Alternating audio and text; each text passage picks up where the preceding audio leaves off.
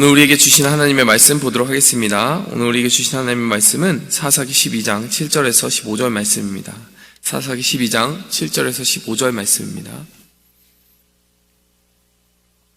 입다가 이스라엘의 사사가 된 지 6년이라 길앗 사람 입다가 죽음에 길앗에 있는 그의 성읍에 장사되었더라. 그 뒤를 이어 베들레헴의 입산이 이스라엘의 사사가 되었더라. 그의 아들 30명과 그가 아들 30명과 딸 30명을 두었더니 그가 딸들을 밖으로 시집 보냈고 아들들을 위하여서는 밖에서 여자 30을 데려왔더라. 그가 이스라엘의 사사가 된 지 7년이라 입산이 죽음에 베들레헴에 장사되었더라. 그 뒤를 이어 스불론 사람 엘론이 이스라엘의 사사가 되어 10년 동안 이스라엘을 다스렸더라. 스불론 사람 엘론이 죽음에 스불론 땅 야일론에 장사되었더라. 그 뒤를 이어 비라돈 사람 힐렐의 아들 압돈이 이스라엘의 사사가 되었더라. 그에게 아들 40명과 손자 30명이 있어 어린 낙이 70마리를 탔더라. 압돈이 이스라엘의 사사가 된 지 8년이라 비라돈 사람 힐렐의 아들 압돈이 죽음에 에브라임 땅 아말렉 사람의 산지 비라돈에 장사되었더라. 아멘. 네, 우리가 지난 시간에 입다의 마지막 비극적인 삶의 마지막 페이지를 보았습니다. 입다의 마음을 후벼 파는 에브라임 지파에 그 배려 없고 사랑 없는 말로 말미암아 입다가 큰 상처를 받게 되었고요. 또 길앗 사람들을 향한 그 모욕이었기 때문에 길앗 사람들도 그것을 참을 수가 없었습니다. 그것이 지역 감정으로까지 비화되어서 42,000명이라고 하는 에브라임 사람들이 동족인 길앗 사람들의 손에 죽게 되는 그런 아픈 결과로 어제 그 이야기가 마무리되는 것을 보았습니다. 그렇게 이야기하면서 우리가 입다 사사의 서름이 폭발하는 사사기 12장 2절에서 3절 그 두 구절에 나라고 하는 주어가 얼마나 많이 등장하느냐라고 하는 것을 살펴보았습니다. 9번의 나라는 그런 주어가 등장합니다. 나와 내 백성이 내가 너희를 부르되 나를 그들의 손에서 구원하지 않고 나는 너희를 도와주지 않은 것을 보고 내 목숨을 내 손에 넘겨주었고 내가 올라가서 나와.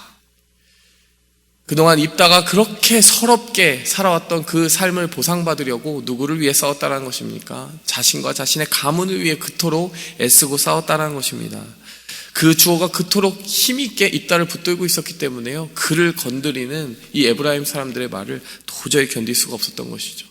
여러분, 우리가 진정한 사명의 사람이 되기 위해서는 우리 주어를 내려놓고 정말 진정으로 하나님의 나라와 그 의를 위하여서 온전히 내가 죽고 하나님의 나라로 사는 그런 온전한 십자가의 능력이 우리 안에 자리 잡아야 되겠다라고 하는 것을 살펴봤습니다.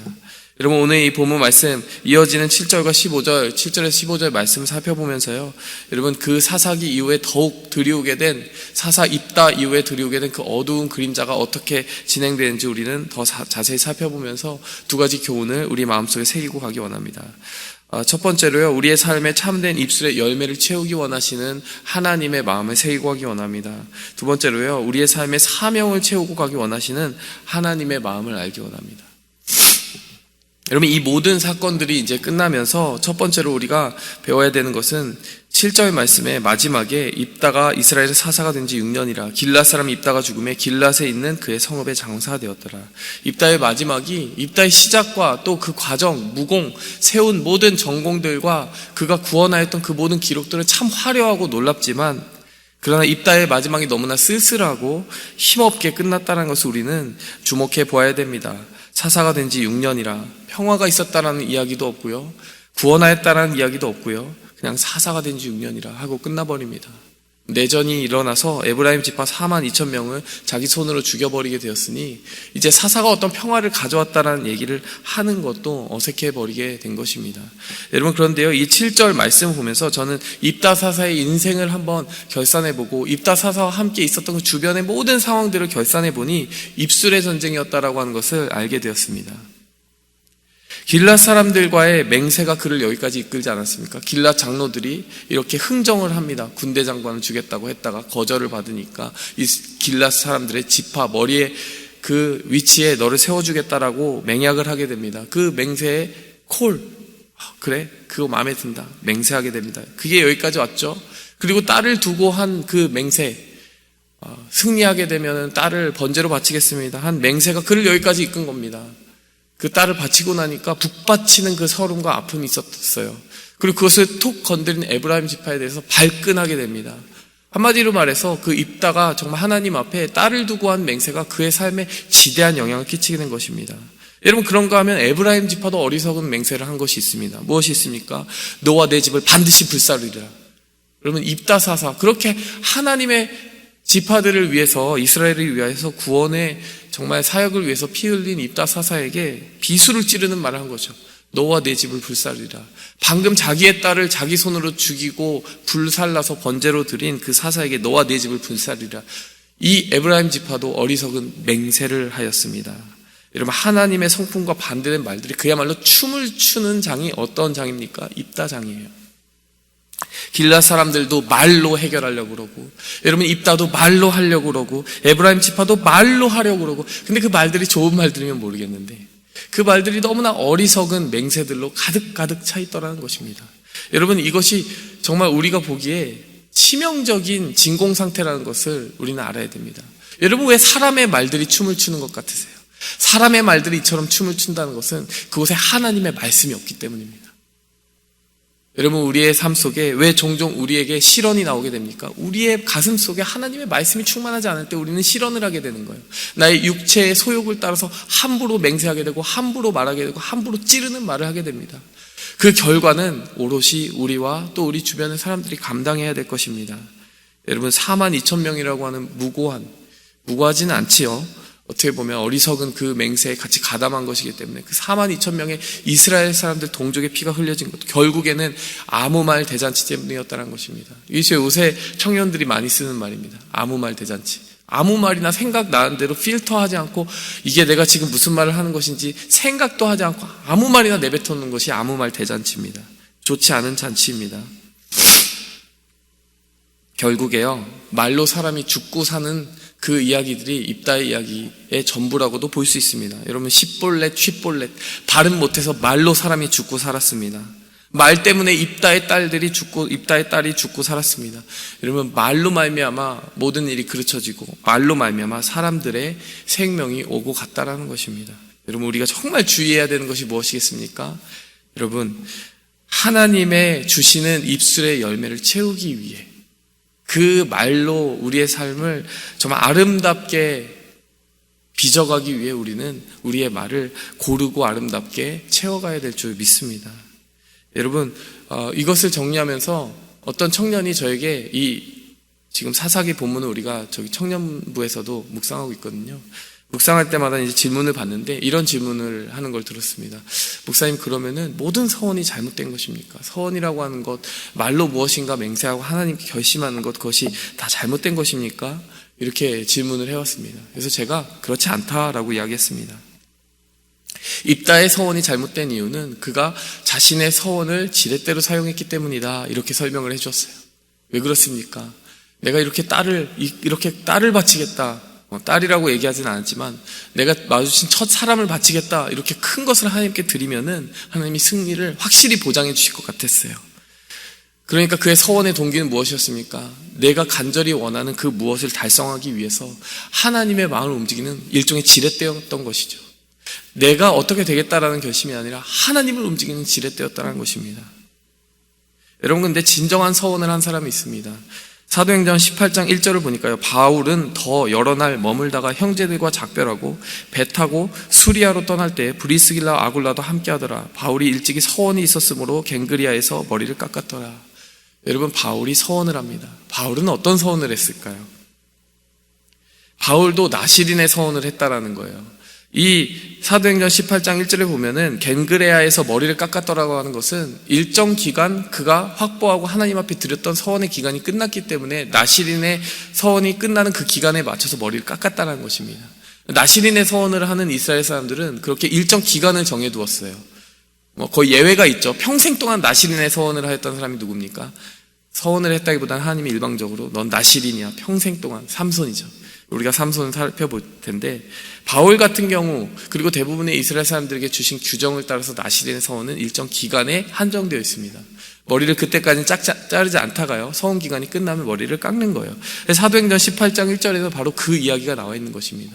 근데 여러분, 우리가 한번 질문해 봤으면 좋겠어요. 사도 바울은 도대체 무엇으로 서원을 했을까? 여러분, 사도 바울이 이렇게 간절히 원하는 어떤 소망이 있었을까요? 이 현세에서의 소망이 있었을까요? 하나님, 좋은 집 사게 해주세요. 하나님, 성공하게 해주세요. 하나님, 이것을 정말 꼭 원합니다. 하나님, 이런 승리를 원합니다. 사도 바울이 그런 이야기를 했겠습니까? 여러분, 사도 바울의 평소의 인품과 그가 살아가고 있는 이 사도행전 18장의 배경을 보면요, 사도행전 18장에서 사도 바울은 지금 브리사길라와 아굴라와 함께 정말 전심을 다해서 여러분 그 유럽 선교를 정말 진두지휘하고 있고, 정말 닫혀 있는 그 전도의 문이 열리기 위해서 간절히 기도하고 헌신하고 있는 상황입니다. 사도 바울이 어떤 서원을 했겠습니까? 하나님, 제가 반드시 이 전도의 문을 열고 하나님의 복음을 전하기 위해 정말 애쓸 테니까 하나님, 승리를 주세요. 복음 전도의 승리를 주세요. 하나님 나라의 승리를 주세요.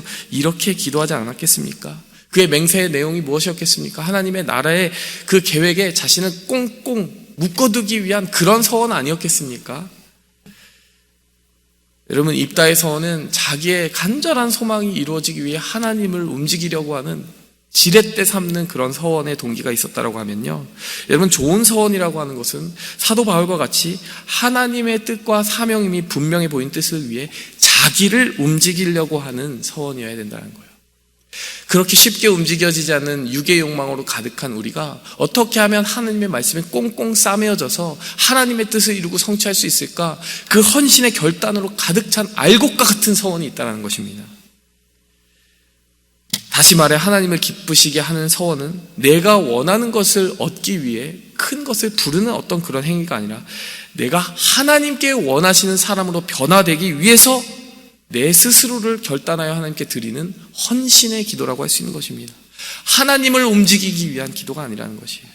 속된 말로 기도가 하나님의 보좌를 움직인다, 이런 불경스러운 말을 하는 사람들이 있어요. 하나님의 보좌를 왜 흔들고 앉아 있습니까? 여러분, 우리의 마음속에 있는 우리의 그 고집스러운 자아로 똘똘 뭉친 육의 보좌를 흔들어서 깨부실 생각을 해야지 하나님의 보좌를 왜 흔들어요? 우리의 뜻이 온전치 않은데. 여러분, 바울의 서원은 어떤 서원입니까? 하나님, 겸손히 저를 다스려 주시고 저를 붙잡아 주셔서 하나님의 뜻을 이룰 수 있는 힘을 주시옵소서, 이런 서원이었을 것이고요. 여러분, 입다의 서원이 그에 미치지 못했던 것은 그의 말이 자신을 위한 그런 맹세로 가득 차 있었기 때문이라는 것입니다. 여러분, 첫 번째 포인트가 뭐라고요? 우리의 삶에 참된 입술의 열매를 채우자. 제가 청년에게 그렇게 답을 해주었습니다. 모든 서원이 그릇된 것이 아니다. 만약 그 서원이 하나님의 나라를 향한 열정과 하나님에 대한 사랑, 그리고 내가 죽어지고 하나님이 사셔야 된다라고 하는 그런 온전한 신앙 고백으로 가득 차 있다면 우리의 말은 하나님 앞에 아름다울 것이고 우리의 헌신의 결단의 기도는 하나님이 받으실 것이다. 여러분, 그 말이 없었기 때문에 여러분, 입다사사의 최후가 이렇게 허무하고 비어 있었던 것입니다. 여러분, 참된 입술의 열매가 채워지기 원합니다. 두 번째로요, 우리의 삶의 사명이 채워져야 될 줄 믿습니다. 여러분, 오늘 본문 말씀을 보니까요, 8절에서 9절, 여러분, 베들레헴 사람 입산이 이스라엘 사사가 되었는데 아들 30명과 딸 30명을 주었다. 여러분, 딸들을 밖으로 시집 보냈고 아들들을 위해서는 밖에서 여자 30명을 데려왔다. 여러분, 이 본문이 암시하고 있는 것이 있습니다. 그가 철을 하나만 두지 않았을 것이다 라고 하는 것을 암시하고 있습니다. 여러분, 자녀 60명을 낳는 동안 한 명의 처가 자녀 60명을 낳았으리라고 생각하는 것은 참 어려운 일 아닙니까? 12명의 자녀를 낳았던 여러분 야곱도 여러분 4명의 여인을 통해서 그렇게 낳았습니다. 여러분, 60명의 자녀입니다.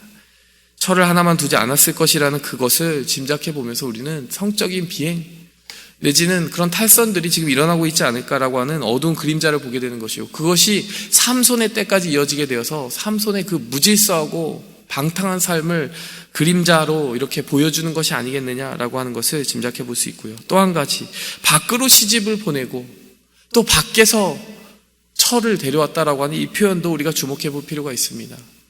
여러분, 이것을 해석하는 데는 여러 스펙트럼이 있을 수 있을 것입니다. 만약에 이방인에게 그런 이방 국가에 속한 사람들을 데려왔다라고 하면 그것은 큰 문제가 되는 것이죠. 우상숭배를 흘려 들어오게 했던 채널이 되는 것이니까요. 만일 100번 양보해서 이스라엘 안에서 지금 정략 결혼을 했다라고 하더라도 지금 이 행위들은 굉장히 정략적인 행위라고 볼 수 있는 것입니다. 지금처럼 생각해서는 안 됩니다. 제 주변에 아는 전도사님은요, 6개월 만에 결혼한 분이 있어요. 한국에 가서 스카이프로 장인어른과 이야기하고 한국에 가서 바로 상견례를 하고 결혼해서 바로 데려오더라고요. 그 모든 과정이 6개월 만에 끝났습니다. 그렇게 될 수 있는 시대잖아요. 인터넷도 있고. 여러분, 그런데 그 당시에는 한 사람의 인품과 배경을 파악하기 위해서 그렇게 될 수 있는 시대가 아니에요. 정말 오래도록 두고 봐야 됩니다. 여러분, 아브라함이 자신의 아들 이삭을 위해 아내를 구하는 프로세스가 얼마나 길었습니까? 그 사람을 알아야 되는데 거기에 가야 되죠. 종을 보내야 되죠. 또 그 종은 가서 그냥 하지 않아요. 테스트도 합니다. 여러분, 그래야만 한 사람을 파악하기 때문에 이렇게 물리적인 거리가 있고 교통수단이 온전치 않은 그 시대에는 굉장히 어려운 일이었다는 것이에요. 여러분, 60명을 그 자녀 60명에게 자녀를 구하는데 전부 다 밖에서 오고 갔다라고 하는 것은 여러분, 그 검증 과정에 대해서 생각했다기보다는 정략적인 계산이 굉장히 많이 작용을 했을 것이다라고 보는 경우가 많습니다. 그렇다면 이 사람은 굉장히 정치적인 권력을 추구한 사사로 살았다라고 요약해 볼 수 있는 것이죠. 그런가 하면 스불론 사사 엘론 11절과 12절의 엘론에 대한 묘사를 보십시오. 아무 말이 없습니다. 10년 동안 다스렸더라. 끝이에요. 아무것도 한 것이 없었습니다. 그런가 하면 13절부터 15절 압돈이라고 하는 사사는 어떤 업적을 남겼는가? 아들 40명과 손자 30명인데 낙이 70마리를 탔더라. 여러분, 이것 외에는 없어요. 자, 이 말을 요즘 버전으로 바꾸면 그 집에 아들과 손자가 몇이고 차가 몇 대더라 이 말입니다. 여러분, 낙이라고 하는 것은 생산 능력이 없어요. 젖을 짜거나 털을 깎거나 할 수 있는 게 아닙니다. 낙이는 순전히 교통수단이잖아요. 그 집에 차가 몇 대더라 이러고 끝난 겁니다. 70대. 벤츠가 70대더라 이러고 끝난 거죠. 치부에 집중했습니다. 여러분, 어떤 사명을 감당했다는 이야기 없이 이 소사사들이 입다라고 하는 대사사의 큰 실책 이후에 이 소사사들이 이어질 때 그 삶이 굉장히 공허하고 허무하고 사명 없이 끝나는 그 이야기들로 끝나면서 어떤 영향력을 미치지 못하고 사명을 감당하지 못한 채 허무하게 쓰러져가는 그 사사들의 뒷모습을 보게 되는 것입니다. 그 뒤에 누가 옵니까? 삼손이라고 하는 정말 역대 가장 욕망에 휘둘렸던 사사가 뒤이어지게 되는 것입니다. 여러분, 우리가 사명의 공백을 제대로 하나님의 말씀으로 채우지 못할 때에 여러분, 물질과 권력에 대한 탐욕이 우리를 사로잡을 수 있다는 것을 이 뒤에 소사사 3명을 통해서 우리에게 경고하고 계신 것입니다. 정치적인 권력을 추구하고 정략 결혼을 통해서 외부로 이렇게 그러한 일들을 추구할 수 있고, 또 낙이 70마리 탄 것을 그저 업적의 전부로 남길 수 있다는 것입니다. 여러분, 우리의 삶 속에 무엇이 채워져야 되겠습니까? 그 모든 삶이 마감될 때 하나님의 나라를 위해 이렇게 사역하였더라. 여러분, 우리가 이러한 기록을 남길 수 있다면 너무나 아름다운 기록일 것 같습니다. 우리가 이 두 가지 교훈을 가지고 나아갔으면 좋겠습니다. 우리의 입술에 참된 열매를 맺었으면 좋겠습니다. 사도 바울과 같은 하나님의 사명에 붙들린 서원. 여러분, 두 번째로 하나님의 사명으로 가득 찬 알곡과 같은 삶. 그러한 삶을 추구하며 기도하도록 하겠습니다. 하나님 아버지, 감사합니다. 오늘도 우리의 삶 속에 하나님이 주신 입술의 열매 가득하기 원하고 하나님이 부어주시는 꾹꾹 채워 담아주시는 사명감이 가득하기 원합니다. 하나님, 사사기의 그 어두운 그림자를 보면서 우리의 삶에 밝은 빛을 비추기 위해 오신 참된 사사 예수 그리스도의 그림자를 우리가 바라봅니다. 하나님, 그 예수님의 손을 잡고 입술의 열매, 사명의 열매를 맺으며 살아가게 하여 주옵소서. 예수님의 이름으로 기도하였습니다. 하늘에 계신 우리 아버지여, 이름이 거룩히 여김 받으시오며 나라의 마옵시며 뜻이 하늘에서 이룬 것 같이 땅에서도 이루어지이다. 오늘날 우리에게 일용할 양식을 주옵시고 우리가 우리에게 죄 지은 자를 사하여 준 것 같이 우리 죄를 사하여 주옵시고 우리를 시험에 들게 하지 마옵시고 다만 악에서 구하옵소서. 대개 나라와 권세와 영광이 아버지께 영원히